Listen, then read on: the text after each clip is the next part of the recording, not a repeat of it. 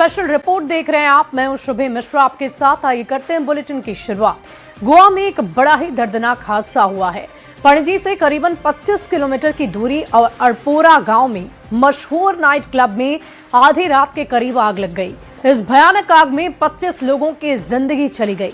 इस मामले ने सभी का दिल दहला कर रख दिया है। इस रिपोर्ट को आप देखिए।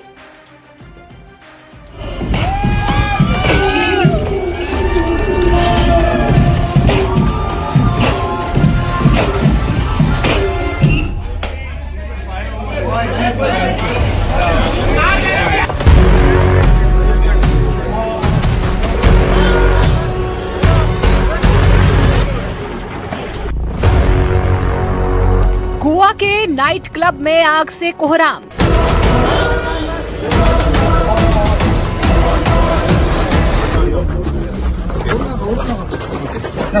गोवा में द बर्निंग नाइट क्लब, आग से जिंदा जले लोग।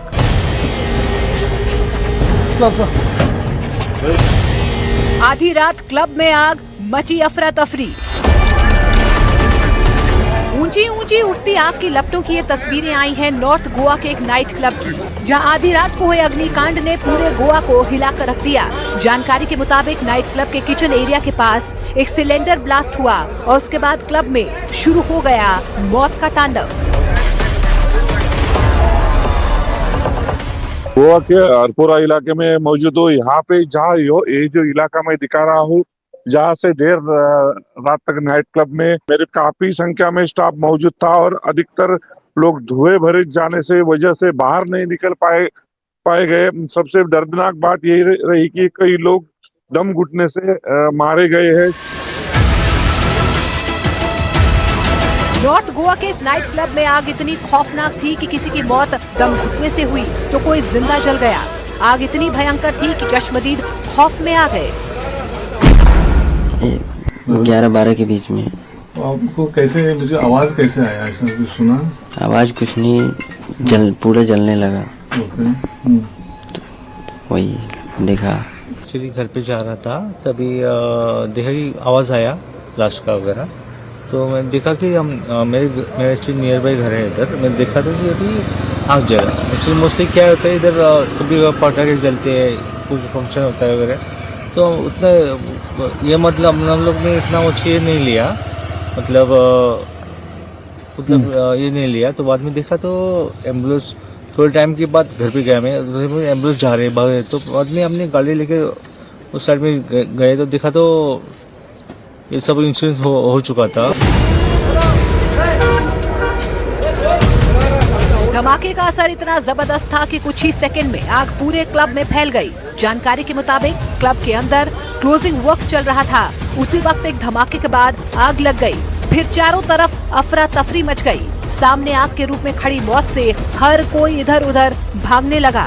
गोवा पुलिस के मुताबिक उनके पास इस अग्निकांड की सूचना रात 12:04 के करीब मिली थी। दमकल विभाग की कई गाड़ियां तुरंत मौके पर पहुंची और करीब 2 घंटे जद्दोजहद के बाद आग को कंट्रोल किया गया, जिसके बाद पुलिस और फॉरेंसिक टीम ने मौके पर पहुंचकर जांच शुरू की। शुरुआती जांच में अंदेशा जाहिर किया जा रहा है कि किचन में गैस लीक होने से ब्लास्ट हुआ होगा। प्रशासन का ये भी कहना है कि क्लब के सुरक्षा मानकों, एग्जिट प्लान और गैस कनेक्शन की पूरी जांच की जाएगी।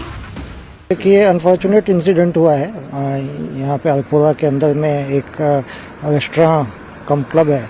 वहाँ पे 12:04 पे पुलिस कंट्रोल रूम में इंफॉर्मेशन आई कि वहाँ कोई फायर इंसिडेंट हुआ है और वहाँ इमिडिएटली पुलिस और फायर ब्रिगेड और एम्बुलेंस वगैरह सब ने रश किया उधर।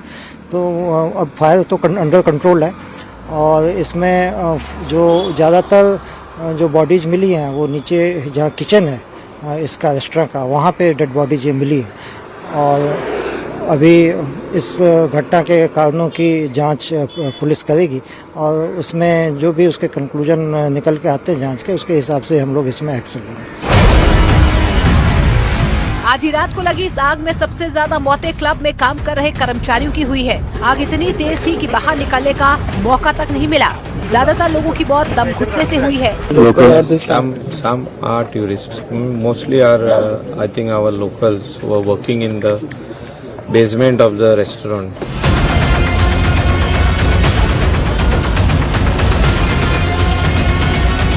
इस नाइट क्लब में लगी आग के दौरान वहां के सीएम प्रमोद सावंत भी मौके पर तत्काल पहुंचे। इस बीच पुलिस ने इस अग्निकांड पर गैर इरादतन हत्या की एफआईआर दर्ज कर ली है। इंसिडेंट की मैजिस्ट्रियल इंक्वायरी हमने बिठाई है, क्योंकि ये जो प्रेजेंट क्लब था उसके लिए कौन कौन सी परमिशन थी और किसने परमिशन दी थी उसकी पूरी इंक्वायरी की जाएगी। Fire safety norms, building construction norms follow किए हैं क्या नहीं वो देखे जाएंगे, और जो कोई क्लब ओनर्स अभी हैं उनके खिलाफ अरेस्ट वारंट जारी किया। डिटेल इस रिपोर्ट के बारे में ऑनरेबल प्राइम मिनिस्टर को ब्रीफ किया है। हमारे फायर, पुलिस, बाकी सभी ने यानी वहाँ पे तुरंत और even though the 108 medical team वहाँ पे घटनास्थल पर थे, बाकी सभी लोगों ने वो काम किया है। फिलहाल क्लब को पूरी तरह से सील कर दिया गया है। प्रशासन के सामने अब सबसे बड़ा सवाल ये है कि क्या सुरक्षा मानकों की अनदेखी इस बड़े हादसे की वजह बनी? आखिर कौन है क्लब में हुई मौतों का जिम्मेदार? और इस बीच एक बड़ी खबर आ रही है, एक्शन में दिख रहे हैं गृह मंत्री सम्राट चौधरी। बिहार में 100 फास्ट ट्रैक कोर्ट का गठन होगा, लंबित मामलों के निपटारे को गति मिलेगी, संवेदनशील केस का त्वरित निपटारा होगा। 18 लाख से अधिक मामले लंबित पड़े हुए हैं। फास्ट ट्रैक कोर्ट के लिए 900 नियुक्तियां होंगी। इस वक्त की बड़ी खबर आपको बता रहे हैं, एक्शन में गृह मंत्री सम्राट चौधरी लगातार नजर आ रहे। बिहार में 100 फास्ट ट्रैक कोर्ट का गठन होगा, लंबित मामलों के निपटारों को गति मिलेगी और संवेदनशील केस का त्वरित ही निपटारा किया जाएगा। 18 लाख से अधिक मामले फिलहाल लंबित हैं। फास्ट ट्रैक कोर्ट के लिए 900 नियुक्तियां होंगी। ये बड़ी खबर आपको बता रहे हैं। और इस बीच इस पूरी खबर की अधिक जानकारी के साथ न्यूज 18 संवाददाता पटना से आनंद अमृतराज फोन लाइन पर हैं। आनंद, क्या जानकारी है? क्या गृह मंत्री सम्राट चौधरी की तरफ से दिशा निर्देश दिए गए? देखिए, बिहार में लॉ एंड ऑर्डर की स्थिति बेहतर करने के लिए और बिहार में अपराधियों का मनोबल तोड़ने के लिए जरूरी है कि अगर कोई अपराधी अपराध करता है तो उसे तुरंत सजा मिले। तो जाहिर तौर पे स्पीडी ट्रायल चलाकर उसे फास्ट ट्रैक कोर्ट के माध्यम से सजा दी जा सकती है, और अगर ऐसा जल्द से जल्द होता है तो जाहिर तौर पर अपराधियों का मनोबल टूटेगा और अपराधियों में भय होगा।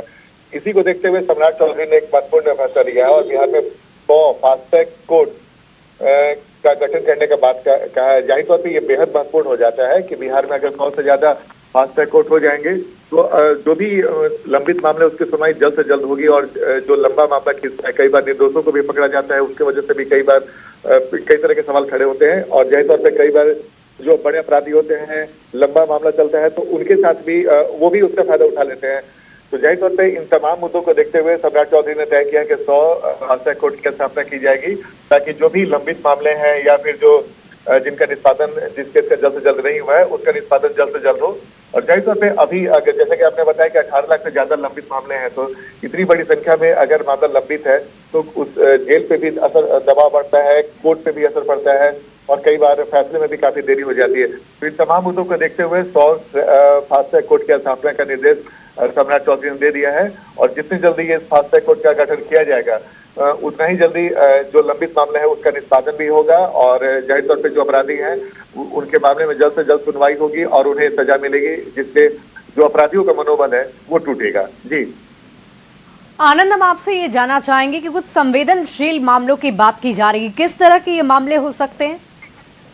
देखिए, कई सारे मामले होते हैं, कई बार हत्या का, लूट का, बलात्कार का, कई तरह के ऐसे मामले हैं जो बेहद संगीन होते हैं, और कई बार मामला लंबा खींच जाता है, कई बार गवाह बहुत ज्यादा दिन हो जाता है तो गवाह भी टूट जाते हैं, कई बार गवाहों की मौत भी हो जाती है, तो वैसे में सजा देने में कोर्ट को भी दिक्कत होता है। तो जाहिर तौर पे अगर जो गंभीर मामले हैं उनका जल्द से जल्द निष्पादन हो, इसके लिए जरूरी है। एक छोटी सी जानकारी और भी लेना चाहेंगे आनंद आपसे कि क्या कोई समय भी निर्धारित रखा जाएगा मामलों को लेकर, क्योंकि जाहिर तौर पर 18 लाख मामले हैं, तो इन मामलों को लेकर क्या कोई तय समय भी निर्धारित किया जाएगा कि इतने अवधि में आपको इस मामले का निपटारा कर देना है?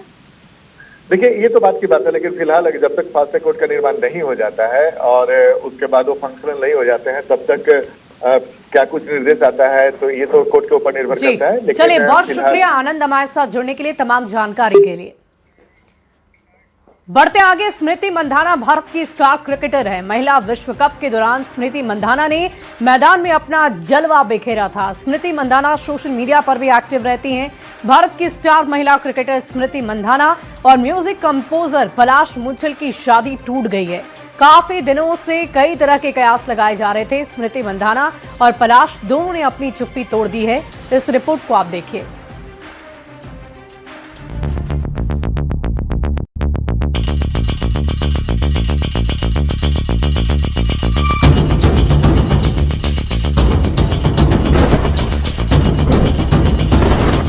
देश की जानी मानी दिग्गज क्रिकेटर स्मृति मंधाना और जाने माने म्यूजिक कंपोजर पलाश मुच्छल की शादी टलने के बाद फैंस को इंतजार था कि आखिर शादी की तारीख का ऐलान कब होगा।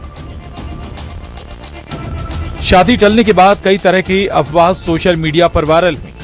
12 दिन बाद 7 दिसंबर को क्रिकेटर स्मृति मंधाना ने सोशल मीडिया पर पोस्ट जारी कर शादी टलने के बाद अपनी चुप्पी तोड़ी है, जिसमें कहा गया है शादी कैंसिल हो गई है। पिछले कुछ हफ्तों से मेरी जिंदगी को लेकर बहुत सारे अंदाजे लगाए जा रहे हैं और मुझे लगता है कि इस समय मेरे लिए बोलना जरूरी है।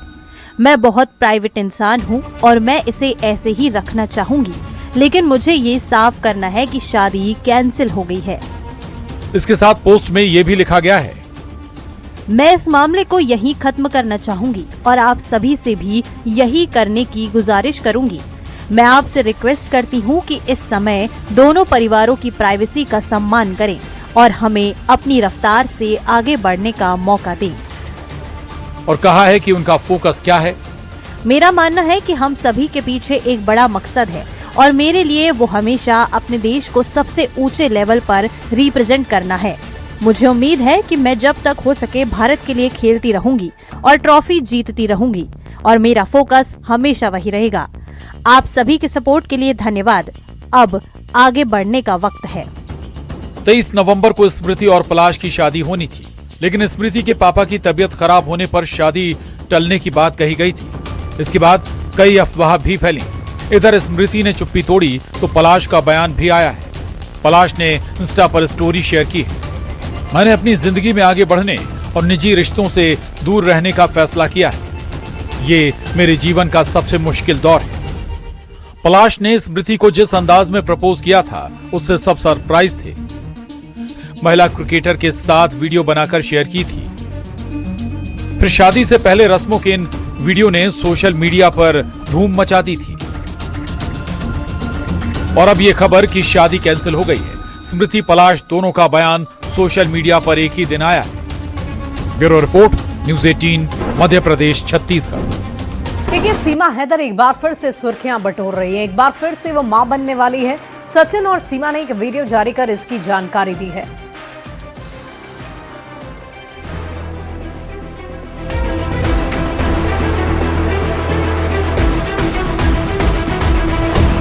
सीमा हैदर फिर हुई गर्भवती।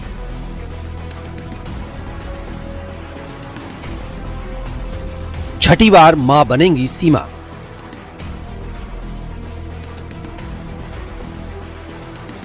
पाकिस्तान से आई सीमा हैदर पिछले 2.5 सालों से भारत में रह रही हैं। सचिन मीणा के साथ उसने दूसरी शादी की। पाकिस्तान में पहले पति से उसके 4 बच्चे थे। वो उन्हें भी अपने साथ भारत लेकर आई। फिर इसी साल मार्च के महीने में वो 5वीं बार मां बनी थी। सचिन से उसको ये बेटी हुई। अब खबर है कि सीमा हैदर फिर से मां बनने वाली हैं। 7 महीने से वो प्रेग्नेंट बताई जा रही हैं। फरवरी में उसके छठी बार मां बनने के आसार हैं, यानी सचिन मीणा से उसका ये दूसरा बच्चा होगा। हाल ही में दोनों का एक वीडियो सामने आया है जिसमें उन दोनों ने ये जानकारी दी है। तो गाइस, आज है सीमा की तबीयत खराब, तो सीमा रात भर मेरे को सीमा ने किया परेशान और मैं सीमा के लिए लेकर आया हूँ ढेर सारे नारियल, क्योंकि सीमा है प्रेग्नेंट। तो प्रेगनेंसी में थोड़ी वीकनेस तो आती ही है। तो हम पिछले हफ्ते गए थे डॉक्टर के पास, वहाँ पर अल्ट्रासाउंड कराया। साल 2023 में सीमा हैदर अपने 4 बच्चों के साथ पाकिस्तान से नेपाल होते हुए भारत पहुंची थी। उससे पहले पबजी खेलते वक्त दोनों की दोस्ती हुई थी। दोनों ने एक साथ रहने का फैसला किया। सीमा अवैध तरीके से भारत में दाखिल हुई थी। सचिन के साथ रहने और शादी के लिए ही सीमा ने सीमा पार करने का जोखिम उठाया और भारत में बस गई। दोनों ने नेपाल में शादी करने का दावा किया था। सीमा ने भारतीय नागरिकता की अपील भी की है। वो ग्रेटर नोएडा के रबुपुरा में सचिन मीणा के परिवार के साथ ही रहती है। भारत आने के बाद बेटी मीरा का जन्म हुआ, जो सचिन मीणा की पहली संतान है। अब वो जल्द फिर से मां बनने जा रही है। मैं कई दिन वहाँ एडमिट भी रही, क्योंकि मीरा टाइम मेरी तबीयत बहुत खराब थी, तो हम वीक 15-15 दिन एडमिट रहते थे वहाँ पे। पर इस बार मेरी तबीयत खराब नहीं हुई, अब जाके थोड़ी बहुत वो पेन हुआ है, तो वो भी नेचुरल है। पहले एक बार हुआ था तो हमने यहाँ पास में ही प्रकाश हॉस्पिटल, प्रकाश नाम है, वहाँ गए थे, तो उन्होंने कहा कि आपको कैल्शियम की कमी है, तो आप पानी ज़्यादा पियो। सीमा अपना नियमित चेकअप करवा रही है। अपनी प्रेगनेंसी की खबर से एक बार फिर सीमा हैदर चर्चा में आ गई है। Bureau report, news 18, UP, Uttarakhand. और कान्हा की नगरी मथुरा में दिवंगत अभिनेता धर्मेंद्र को बिल्कुल अनोखे अंदाज में श्रद्धांजलि अर्पित की गई है। 10,000 से ज्यादा लोगों ने ब्रह्म भोज कार्यक्रम में हिस्सा लिया। वहीं एलईडी लगाकर उनकी फिल्म शोले देखी गई।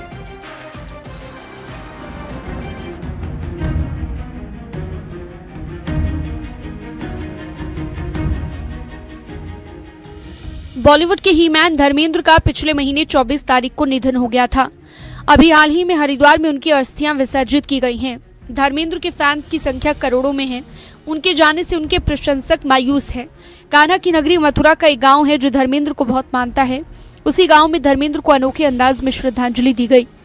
सेलखेड़ा में धर्मेंद्र की याद में उनके प्रशंसकों ने सामूहिक भोज और शांति पाठ का आयोजन किया।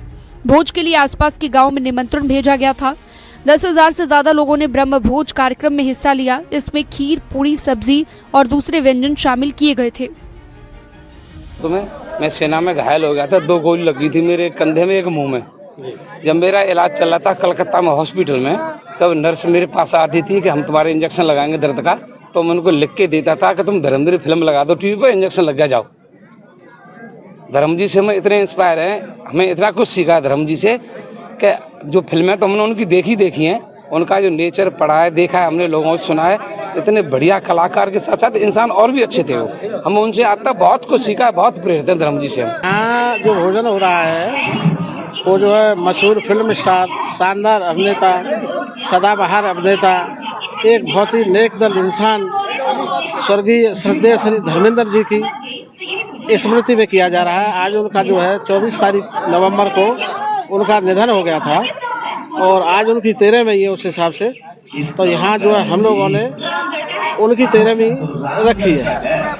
व्यंजन बनाने के लिए 40 हलवाई पहुंचे, जिन्होंने पहली रात से ही खाने की तैयारी कर ली थी। इतना ही नहीं, गांव में एलईडी स्क्रीन पर धर्मेंद्र की मशहूर फिल्म शोले देखने की व्यवस्था भी की गई थी। बॉलीवुड के हीमैन धर्मेंद्र जितने हैंडसम थे, उनकी पर्सनालिटी भी कमाल की थी। वो हर वर्ग के चहेते थे। अपनी सादगी और सरलता से वो सामने वाले का दिल भी जीत लेते थे। उनके फैंस के दिलों में वो हमेशा जिंदा रहेंगे।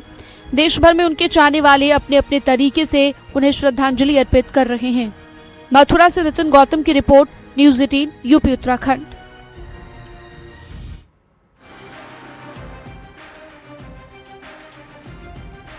देखिए, लद्दाख समेत पूरे देश की रणनीतिक ताकत को एक नई दिशा मिली है। रक्षा मंत्री राजनाथ सिंह ने 125 महत्वपूर्ण परियोजनाओं का उद्घाटन किया, जिन्हें बीआरओ ने बेहद कठिन इलाकों में सालों की मेहनत से तैयार किया है। इनमें सबसे अहम है 920 मीटर लंबी श्योक टनल, जो अब लद्दाख के फॉरवर्ड पोस्ट तक सेना की पहुंच को पहले से कई गुना तेज, सुरक्षित, मौसम रोधी बना देगी। आगे आपको दिखाते हैं ये खास रिपोर्ट।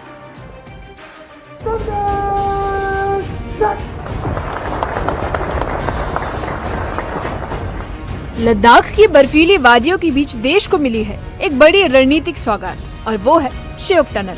920 मीटर लंबी एक cut and cover tunnel DSDBO road पर बनी है, जो सेना की आवाजाही को पूरी तरह बदल देगी। पहले जहां भूस्खलन और हिमस्खलन से सड़कें बार बार बंद होती थी, वहीं अब मौसम चाहे कितना भी खराब क्यों न हो, फॉरवर्ड पोस्ट पर आवाजाही बिना किसी रुकावट के संभव होगी। हमारी सेनाओं के बहादुर जवान और आप जैसे बीआरओ के सभी कर्मी देश के लिए लगातार काम करते रहते हैं। किसी भी मौसम में, किसी भी स्थिति में काम करते रहने की आपकी जो भावना है, उसी का यह परिणाम है कि आज हमारा देश लगातार नई ऊंचाइयों को छू रहा है। मुझे बताया गया है इतनी बड़ी संख्या में यानी 125 इंफ्रास्ट्रक्चर प्रोजेक्ट्स का उद्घाटन एक साथ आज तक कभी नहीं हुआ है। तो यह अपने आप में बीआरओ के लिए और हम सबके लिए मैं मानता हूं एक मेजर अचीवमेंट है। और यह अचीवमेंट एक तरफ तो विकसित भारत के संकल्प का प्रमाण है, तो वहीं दूसरी तरफ यह प्रोजेक्ट्स बॉर्डर इंफ्रास्ट्रक्चर को मजबूत करने की हमारी सरकार की अनवेवरिंग कमिटमेंट की भी एक सजीव उदाहरण है। टनल का उद्घाटन खुद रक्षा मंत्री राजनाथ सिंह ने किया है।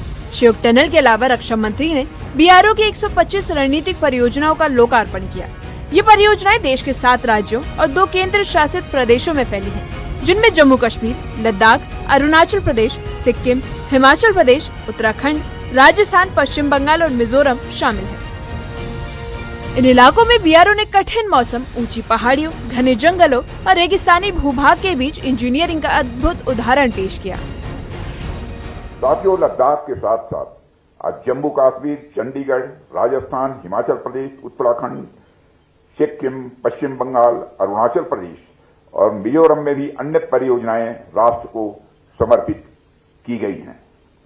मुझे बताया गया है कि लगभग 5000 करोड़ की लागत से पूरे हुए ये 125 प्रोजेक्ट्स बीआरओ के इतिहास में अब तक का सबसे हाईएस्ट वैल्यू इनॉग्रेशन। बीआरओ द्वारा बनाई गई इन परियोजनाओं में 28 सड़कें, 93 पुल और 4 खास इंफ्रास्ट्रक्चर प्रोजेक्ट शामिल हैं। सिर्फ लद्दाख की बात करें तो यहाँ 8 सड़कें और 28 पुल बनाए गए हैं, जबकि अरुणाचल प्रदेश में 10 सड़कें और 20 पुल तैयार हुए हैं। और यही नहीं, राजस्थान की रेतीली धरती से लेकर उत्तराखंड और हिमाचल की ऊंची चोटियों तक हर इलाके में बीआरओ ने रिकॉर्ड समय में निर्माण पूरा कर अपनी क्षमता साबित की है। साथियों, पिछले कुछ वर्षों में बीआरओ ने जिस तेजी से और जिस इफिशियंसी से सीमावर्ती इलाकों में इंफ्रास्ट्रक्चर डेवलप किया है, उसने नेशनल डेवलपमेंट को भी बड़ी तेजी प्रदान की है। इंडिजिनस सॉल्यूशंस के माध्यम से कॉम्प्लेक्स प्रोजेक्ट्स को भी सफलतापूर्वक पूरा कर बॉर्डर रोड ऑर्गेनाइजेशन आज कम्युनिकेशन और कनेक्टिविटी के पर्याय के रूप में भी उभर चुका है। श्योक टनल की खासियत सिर्फ इसकी लंबाई नहीं, बल्कि इसका निर्माण क्षेत्र है, जो भूस्खलन, हिमपात और लगातार बदलते मौसम के लिए कुख्यात रहा है। पहले इस मार्ग पर सेना और स्थानीय लोगों को घंटे भर तक रुकना पड़ता था, लेकिन अब ये बाधाएं पूरी तरह से खत्म हो जाएंगी। ये टनल लद्दाख को साल भर जोड़कर रखने में बड़ी भूमिका निभाएगी और लॉजिस्टिक सप्लाई की रफ्तार भी कई गुना बढ़ाएगी।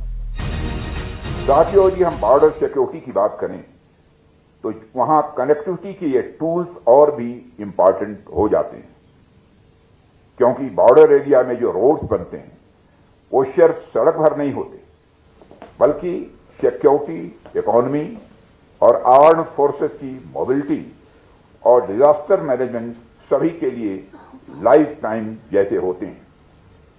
आज लद्दाख में उद्घाटित किया जा रहा श्योक टनल भी इसका एक बड़ा उदाहरण है। एक तो यह हमारी आर्म्ड फोर्सेस की मोबिलिटी को बढ़ाएगा ही, दूसरा जब भी जरूरत पड़ेगी लॉजिस्टिक्स को बहुत ही स्मूथली हमारी आर्म्ड फोर्सेस तक पहुंचाया जा सकेगा। और स्पेशल रिपोर्ट में अभी के लिए बस इतना ही। आप बने रहे न्यूज़ 18 बिहार झारखंड के साथ।